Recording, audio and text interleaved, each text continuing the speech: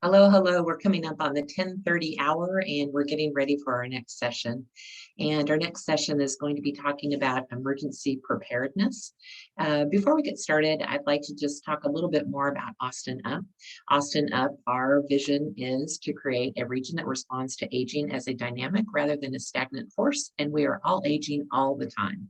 And we want to make Central Texas a place that supports each of us at every age. So that's really our vision. We do that by working with other nonprofits, other community alliances, businesses, and government entities to try to make this happen.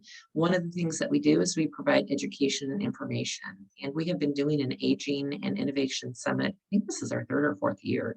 Of course, we're doing a different kind of format than we're used to. And we were just talking about some of the pros and cons of that. But we're doing the best we can during all this COVID. And we are here today and we are in our second session. So the virtual events that will be taking place, we're going to be looking at innovation and insight that could help improve the lives of older adults. And we looked at basically what are some of the hot topics. And we figured out emergency preparedness, especially for the Austin area, was one of them.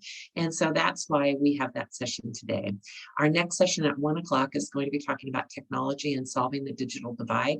And then at 2:30, we're going to be talking about products and services in the aging space. We've got 4 different products, services, ideas that have come out recently that we want to share with you. We're super excited. One of those is an AARP winner of innovative product. And again, Zoom is wonderful because they're coming to us from California. So we're super appreciative that they can attend to. So without further ado, Natalie, if you will have that screen go away, we're going to bring in our first speaker. And let me just pull up her bio here so I can intro her. I've known her for several years. Mackenzie, go ahead and come on in and go ahead and unmute while I'm talking about you. Is that an actual picture or is that a background? This is my office at City Hall. Oh my goodness. Wonderful plants over here. And oh, it's beautiful. You couldn't have drawn that any better. It just looks awesome. Well, Mackenzie she is one of the newest. Are you the newest Austin City Council member? One of 2 new City Council members, yes. So let me just do a brief bio on her. Her bio is very impressive and it's kind of unusual. So I think people will be really interested to hear about your background. She was elected to serve the people of Austin City Council District 6 as an Austin native volunteer firefighter and police advocate and healthcare worker. Council member Mackenzie Kelly has embraced a lifetime of public service. She's grateful to the voters of District 6 for allowing her to work to represent them in this pivotal moment in Austin history. And boy, has it been pivotal. District 6 is the largest district in Austin with about 50 square miles from the area around Steiner Ranch as the southwestern end to southwestern Williamson County to the north, located in far northwest Austin. Councilmember Kelly hopes her varied experiences, deep community connections, and neighborly Texas tone will help her well represent the diverse and growing area. I love that. Before elected to City Council, Kelly served as a Round Rock Fire Department Training Division, Williamson County Emergency Management, and with the City of Austin Community Emergency Response Team. In 2019, Kelly was elected president of the 100th class of Austin Police Department Citizens Police Academy. And her close working relationship with APD gives her a rare perspective on local law enforcement and why it must be passionately supported and fully funded. Kelly volunteered with Jollyville Fire Department from 2005 to 2013, where she gained a profound respect for those who protect life and property in our capital city. While there, she completed a year-long fellowship through the Disaster Science Academy. Well, you're the perfect one to be talking to us today, that is for sure. Serving Austin's elderly population is another passion of Kelly's, having worked in the home care industry for several years, and she's been appointed by then Governor Rick Perry to the Governor's Council on People with Disabilities. Kelly is an advocate of good geographic representation, having run in the first city council election under the 10-1 plan in 2014. I'd like to hear about that someday. I think that's a whole thing too. Yeah. That would be another topic. As her greatest accomplishment, Kelly is the mother of an inquisitive daughter, Rebecca, a student at Round Rock ISD, and is happily married. She's a 2005 graduate of Westwood High School. Go Warriors! Whoop, whoop. So, Mackenzie, thank you so much for being here today. I know so many of us are just confused about what happened. How did we get into the problem that we call snowvid, COVID? I don't, or snowvid. What are the other names? Acopolis, all these different crazy names. How did it happen? How did we get in that position? Well, and that's a really important question. Thank you so much for that introduction. I always have such a hard time when people read about me and I'm in the room because I already know everything about myself, but it's such a great thing to be here today. And thank you so much again for including me in this important discussion. It's always an honor now to be here in my role as an elected official, being elected to represent the District 6 here in the city of Austin. As such, I'm one of 11 elected officials that make legislation and deliberate about changes that affect everyone across the city of Austin. And even if you don't live in Austin, you know how things in Austin affect you because you probably drive through here, or sometimes there's a trickle down effect about the changes we make here. You know, they do affect people that live in Round Rock. They do affect people that live in Hayes County. And as you've heard, I'm no stranger to public safety in that I was a volunteer firefighter. And I'm proud to say I'm back at the fire department doing what I love, which is helping people. Many of you might also know me from when I did marketing for senior care agencies across Austin. And after nearly a year-long campaign, I won my election against an incumbent and took office January 6th of 2021. Now, that said, I will say that in mid-February of 2021, Austin experienced Winter Storm Uri. This unprecedented winter weather event left many without power for days, affected travel and mobility, and caused significant structural damage to many of our roads. So if you're driving through Austin, I would encourage you to make a 311 report about potholes because we were so severely frozen and the roads were so severely frozen. A lot of our infrastructure was damaged and we're still feeling a lot of those effects today. So moving forward, the collective impact of that historic storm caused physical and emotional trauma throughout our community. Like many Austinites, initially I was excited about the snow, but grew to hate it with a passion over time. I live and represent that far Northwest Austin area, and I too was left without power and water for a total of 4 days. As a newly elected council member, I was not given access to critical information about what was going on in my area or even in the city as a whole. And it was very clear to me with my experience working in public safety that as council members, we needed access to information we were not getting. So I went outside of the city of Austin to an organization known as the Capital Area Council of Governments. Some of you may be familiar with that because they deal a lot with the aging community as well.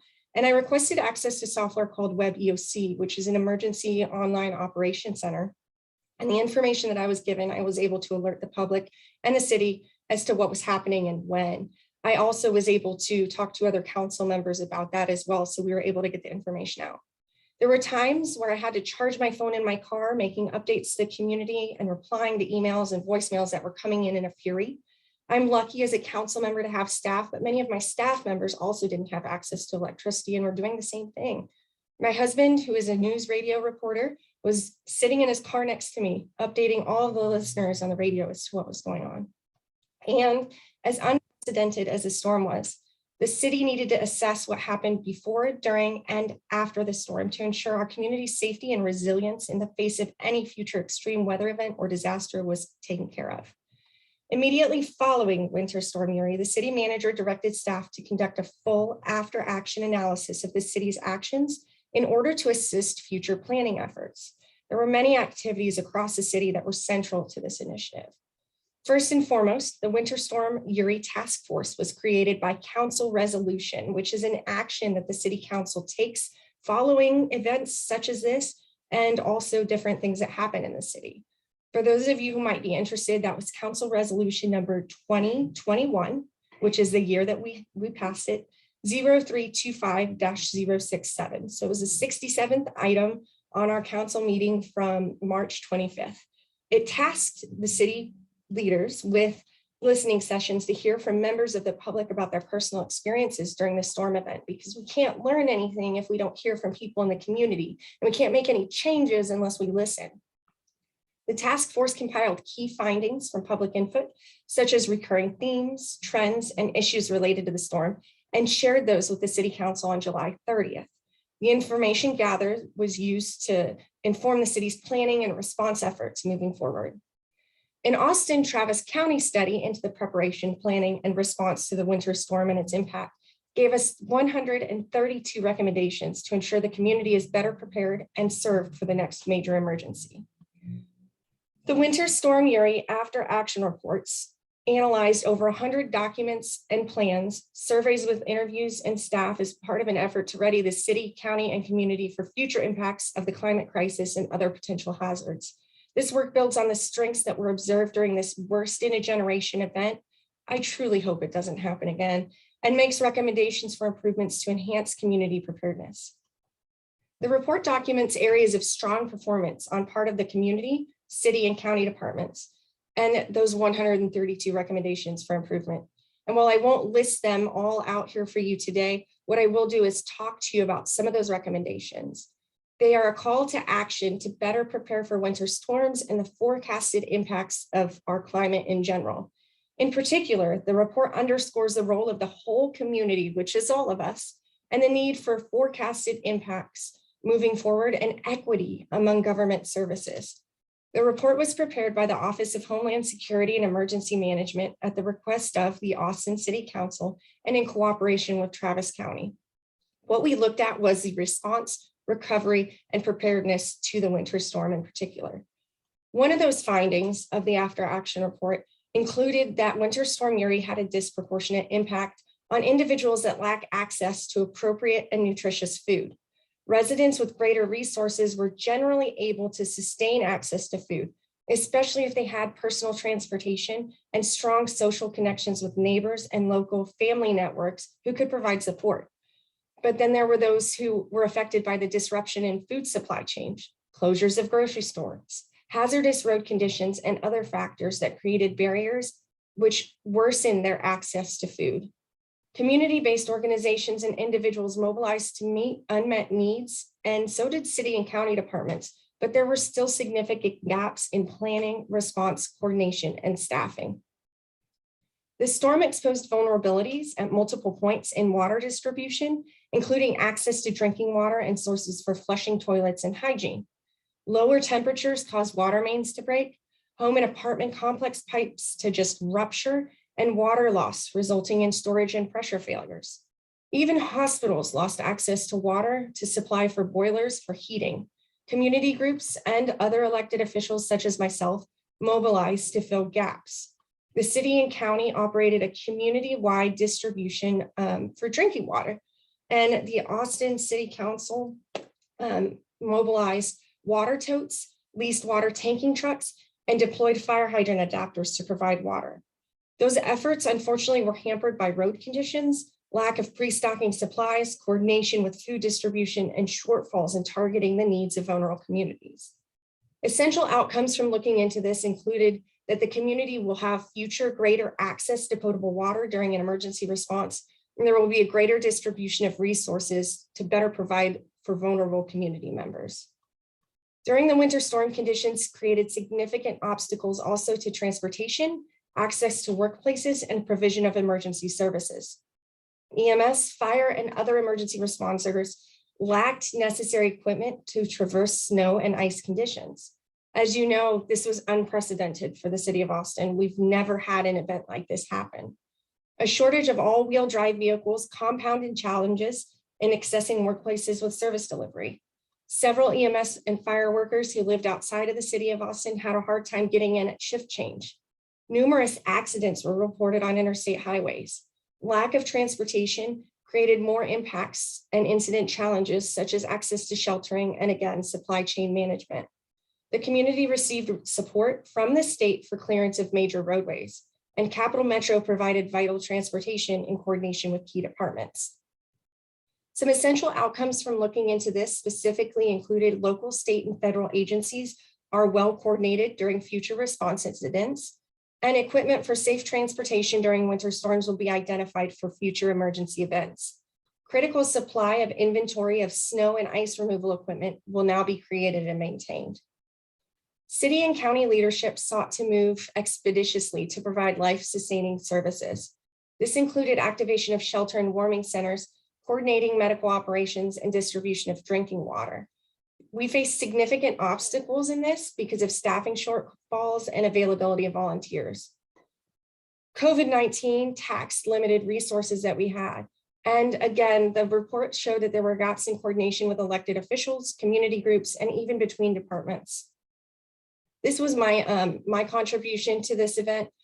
Some elected officials said they set up services in response to shortfalls in departmental services. One of the things that I had done was coordinated with the volunteer fire department I was a part of to ensure that I was able to get water to the community members who didn't have it. And that was very important. I know that Council Member Ellis also did that. Community groups and members were appreciative of department services, but they could see a lack in critical planning, preparedness, and response. So moving forward, the Emergency Operations Center will adequately be staffed for emergency response and needs, particularly when there are multiple compounding disasters, and elected officials will be given training to help support emergency response operations. Now, in addition to this after action review, Austin Energy and Austin Water also conducted internal assessments of their infrastructure, operations, and communications during the event, and are already implementing actions to prepare for the upcoming winter season. So if anybody has any questions, my office is open to those. You can email me directly at the word district, the number 6 at austintexas.gov. Thank you so much, Cindy, for inviting me here today. I hope I gave you information that you're able to move forward with. What I'll do is I'll put in the chat a link to our winter storm after action resources page, and that way you can look into all the information I talked about today. Mackenzie, thank you so much. I know that you had to step out of a council member planning meeting, and so we are really appreciative that you were able to come today and just set us up for, now talking about what can we do. So we appreciate your time, and thank you for putting that in the chat, and we'll see you next. Thanks. Thank you so much. Bye. Bye.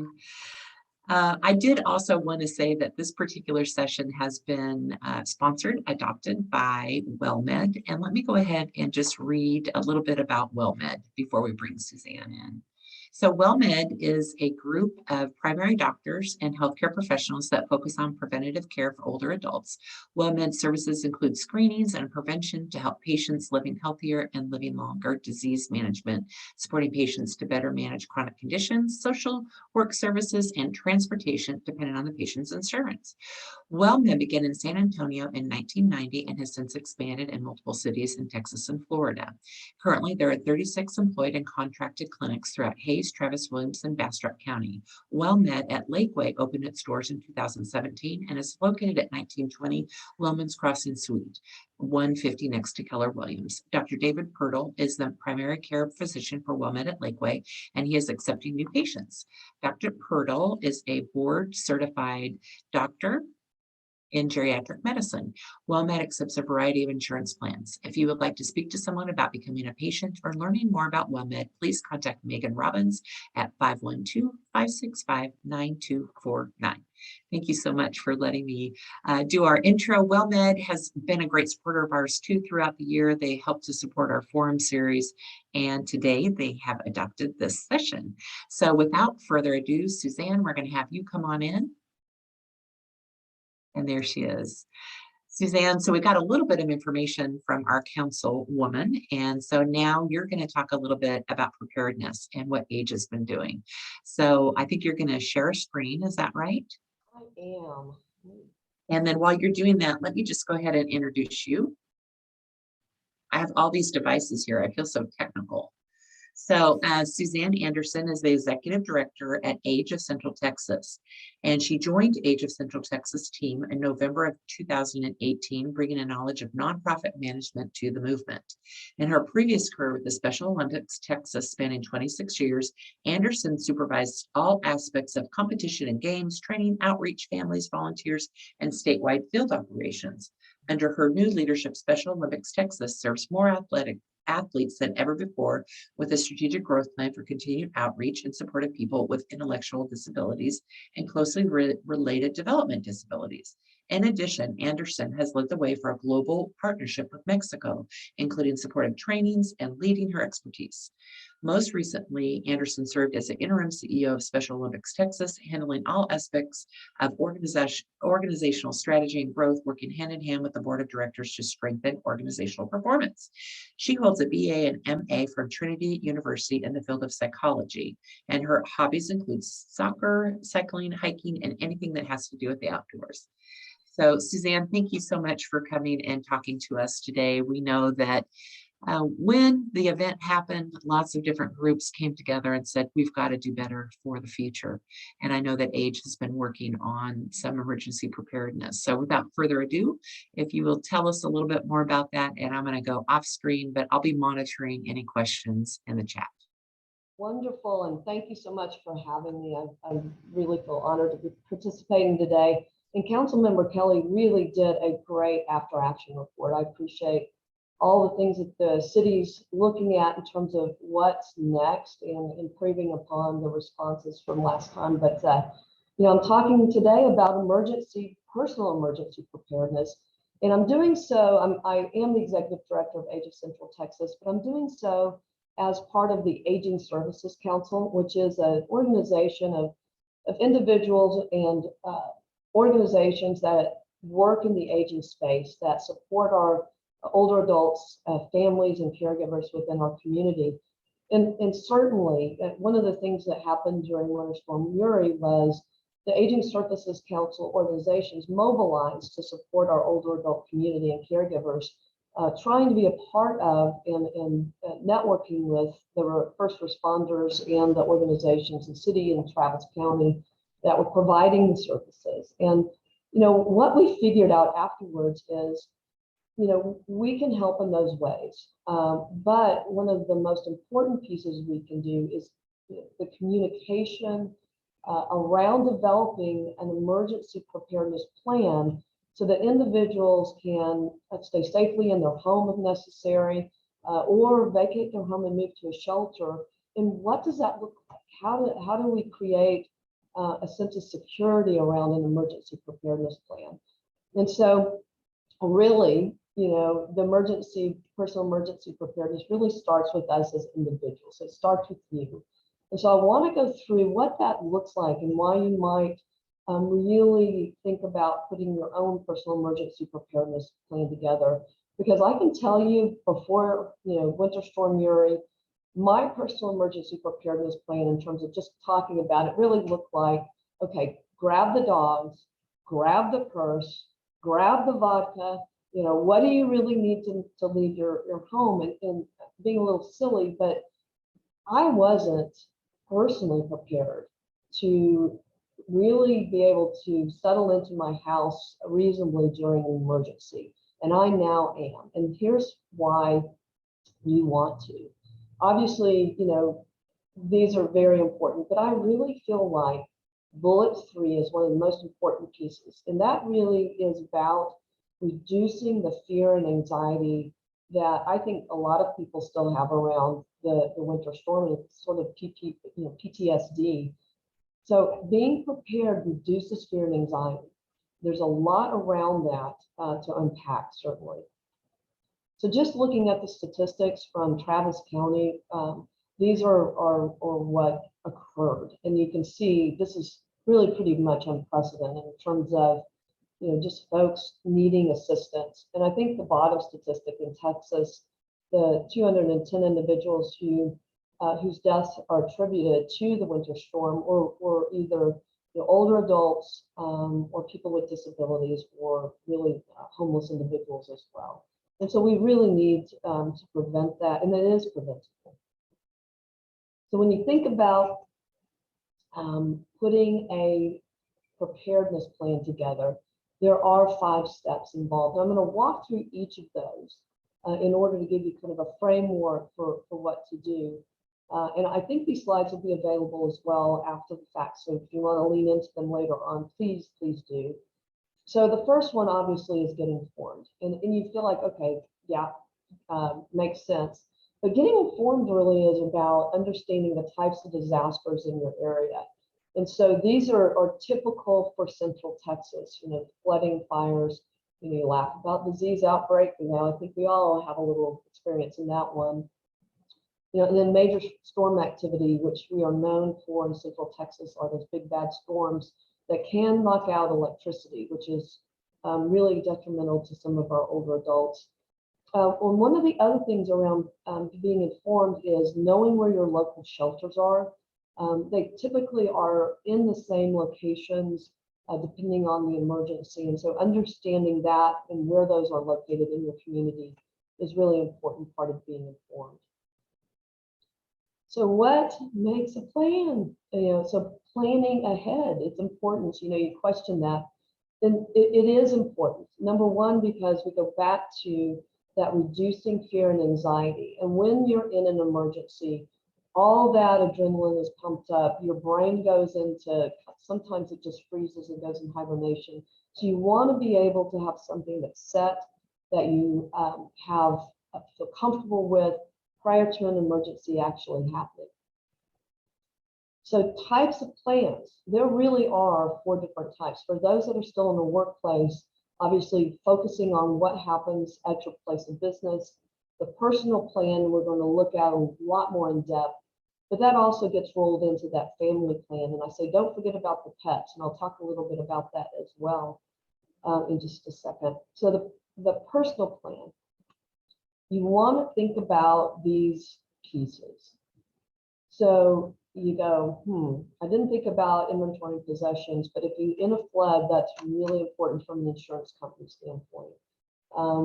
Plan for services to be unavailable. I mean, that means everything from water to electricity. Some of us experience water, some of us experience electricity being down in the winter storm, some of us experience both.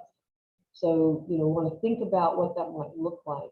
Your evacuation routes, depending on your community, are really important as well. Plan for pet and service animals. Not all shelters accept service or pets. Most are starting to do that because there are a lot of people that won't leave their home without their pets. I know I wouldn't, because obviously when I told you about what our plan was, the animals were going first. So that was really, really important. So these are the aspects that are important to think about when you are leaving your home and you're taking your animal with you.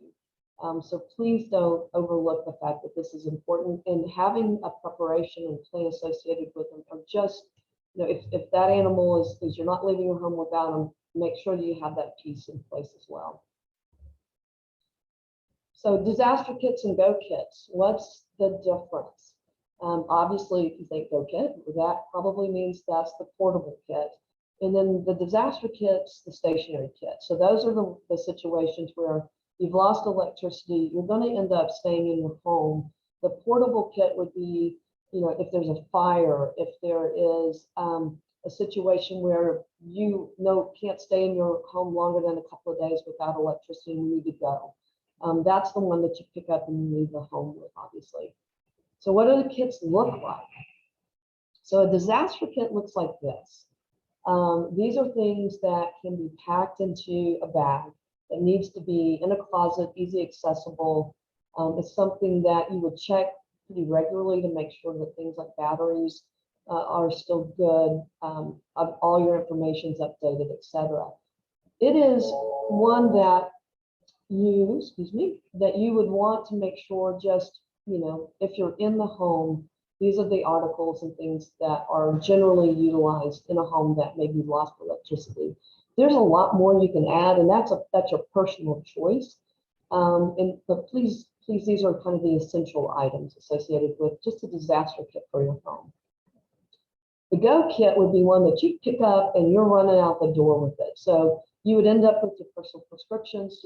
You don't necessarily have to take your medications. You can, but having your prescriptions available, because those can be filled if you're in a shelter very easily. So you're looking at the other items associated with them. You think, well, it looks really similar to the disaster kit. If it doesn't make sense to have 2 kits, you absolutely can combine these articles and these items. It is really, though, this is one that's really involved with just grabbing and running out the door and keeping it very accessible to you. So Aging Services Council, going back to that, when we started talking about what can we do as an organization, we put together a committee. There are 2 different ones. One was focused on what kind of real impact can we make in our community in terms of making sure that people are safe in their homes. and being ready. And so the preparedness was the part that we felt like we could really latch on to and make an immediate impact on an individual basis. There was another group that branched off and focused on the emergency kit information.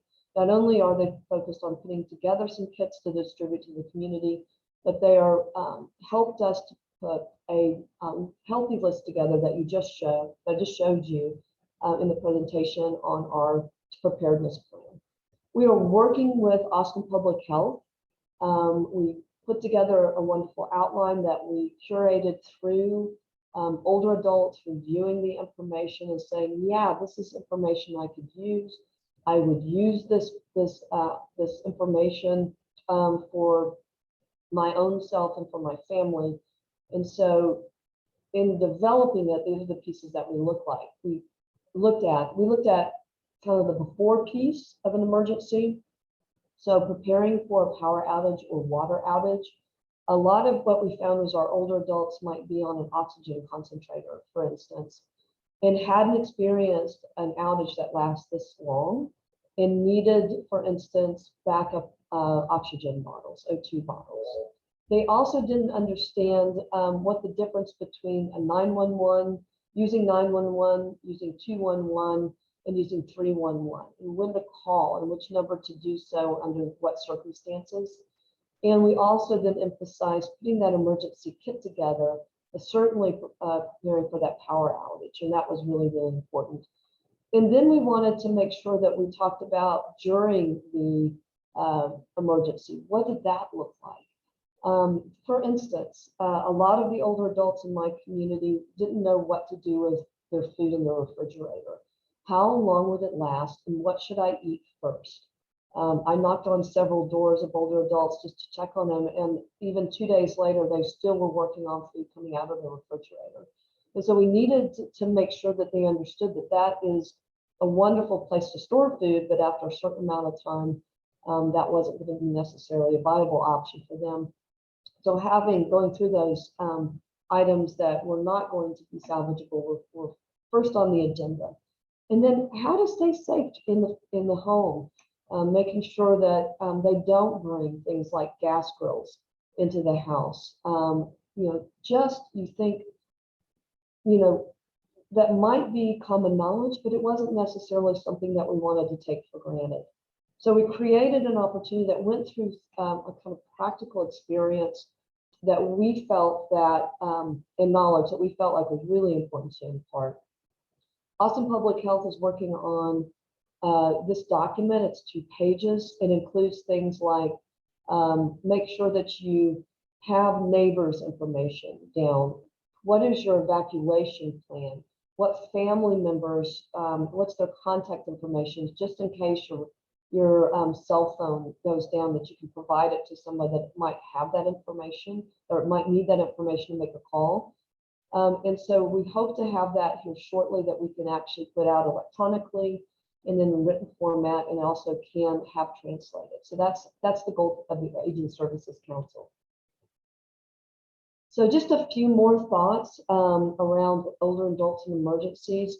A lot of times older adults get cold, so having additional clothing in addition to what's in the emergency kit would be very, very important.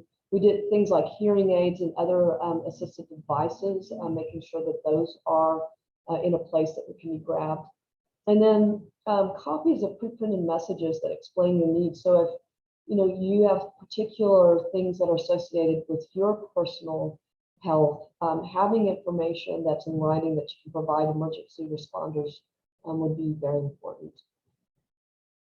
So thank you so much. I appreciate the attention and absolutely available to take any questions that might be. One of the questions we have, Suzanne, is if we can get a copy of the slides. Would you be able to share those slides with us? Oh, absolutely. Would love to.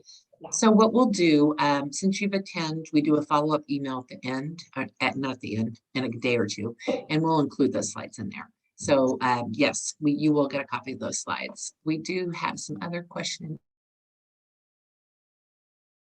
answered. Okay, yeah, somebody else was asking if it was going to be sent to them.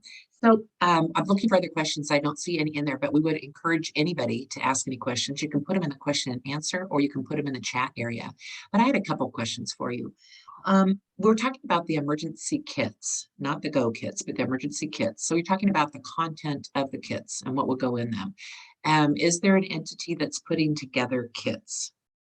There's a group through the Aging Services Council that is putting together a very limited number of kits. And they're going to be distributed to their own, constituency groups.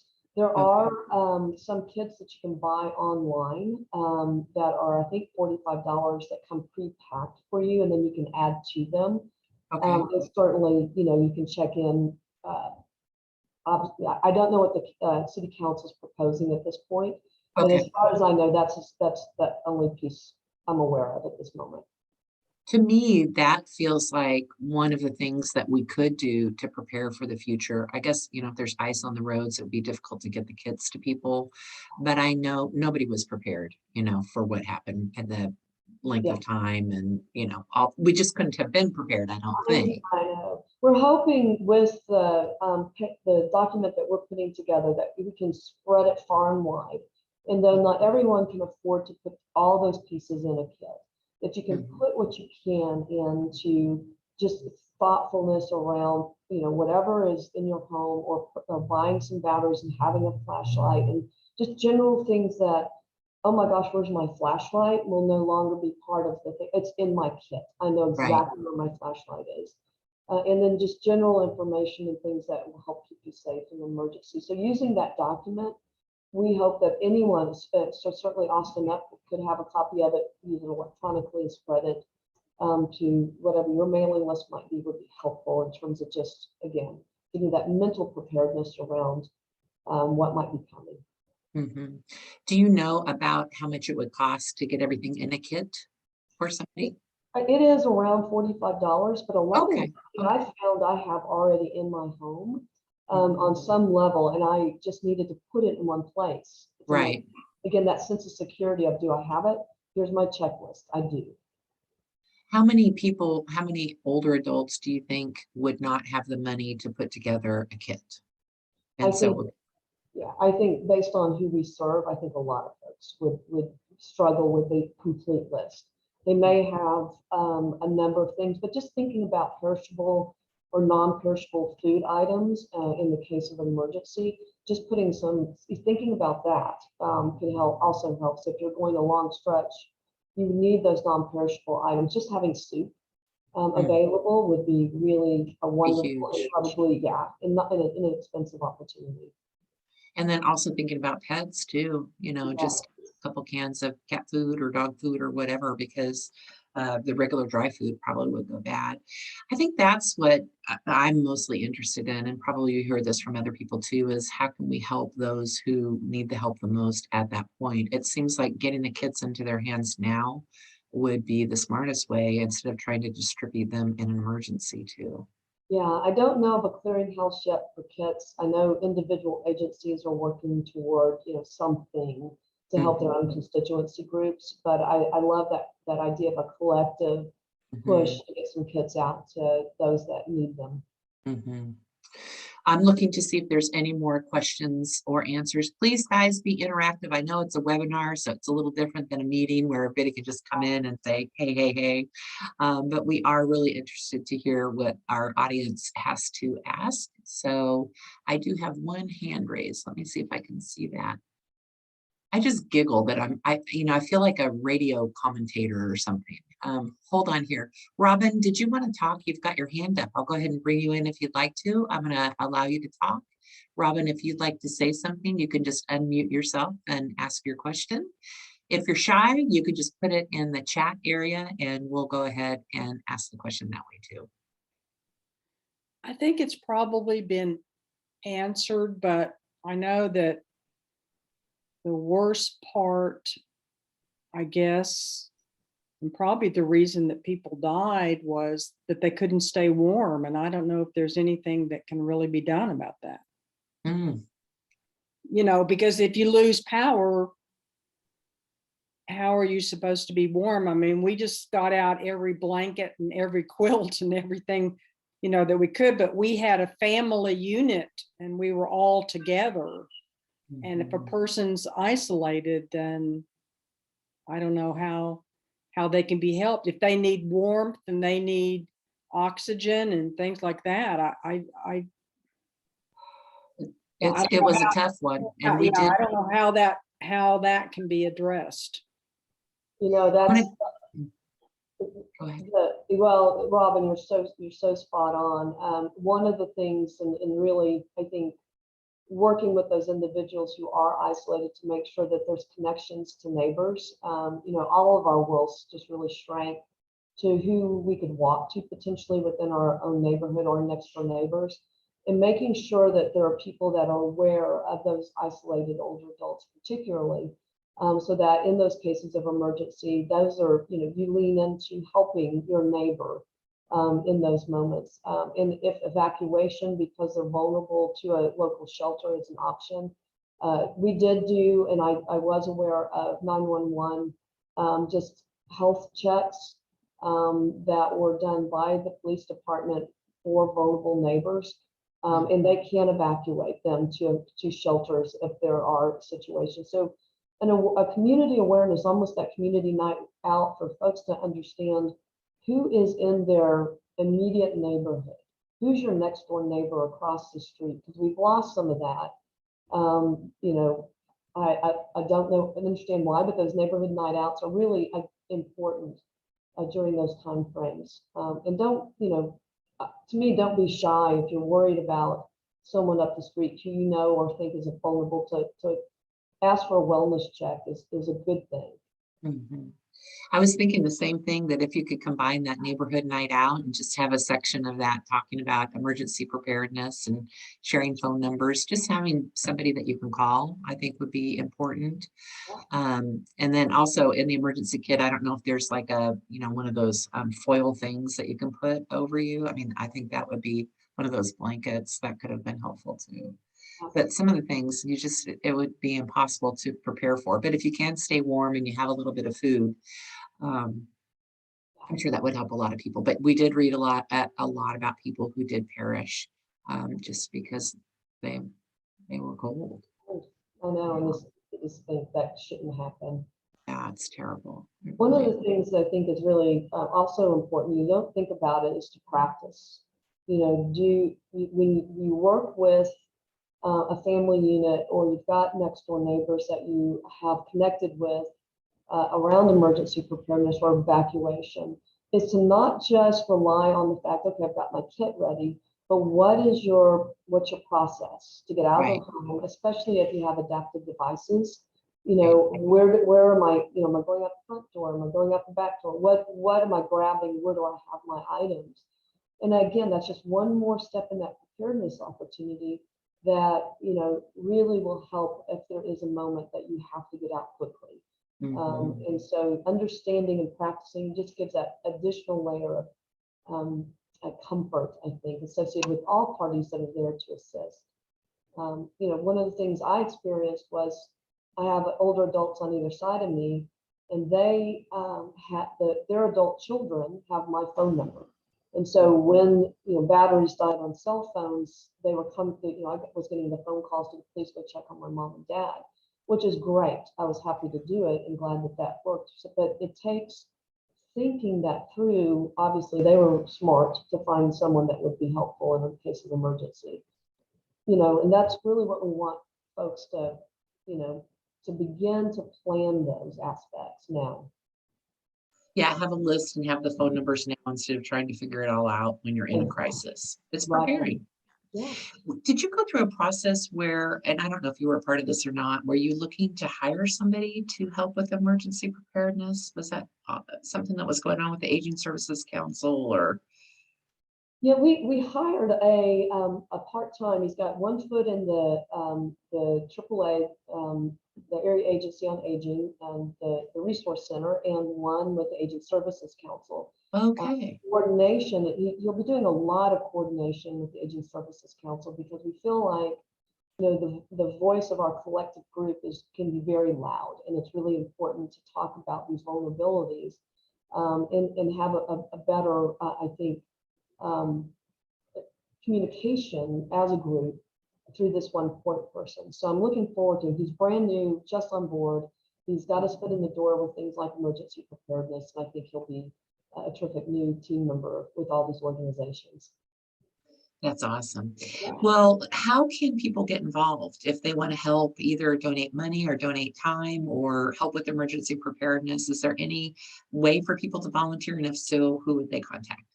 The folks that you would contact really are related to your city or county emergency response teams. Okay. The Red Cross also is really wonderful.